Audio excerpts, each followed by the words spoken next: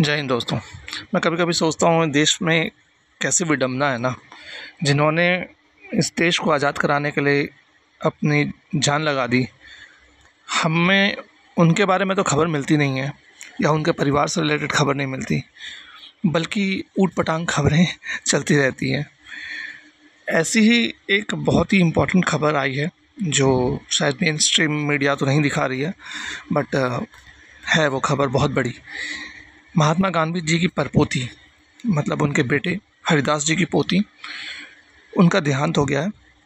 वो नवसारी ज़िले में रहती थी, गुजरात का एक डिस्ट्रिक्ट है नवसारी, वहाँ वो रहती थी अपने बेटे के साथ। और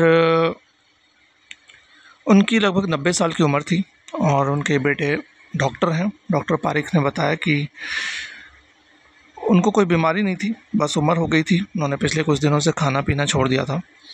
और महात्मा गांधी जी की जो परपोती हैं उनका नाम नीलमबेन पारिक है और ये उनके बड़े बेटे हरिदास जी की पर हरिदास जी की पोती हैं।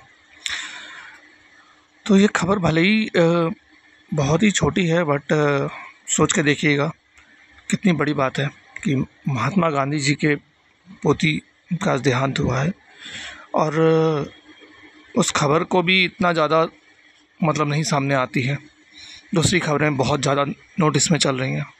वो महात्मा गांधी जी जिन्होंने देश को एक कर दिया था, वरना हमारा देश छोटी-छोटी बातों में अलग-अलग दिशा में चल रहा था। और उन्होंने दिशा दिखाई कि किस तरीके से अंग्रेज़ों को हराना है, एकजुट होकर हराना है।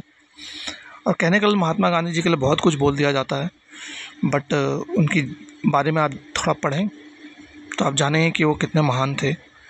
और गाली देना किसी को भी बहुत आसान होता है, बट सम्मान करना बहुत मुश्किल होता है।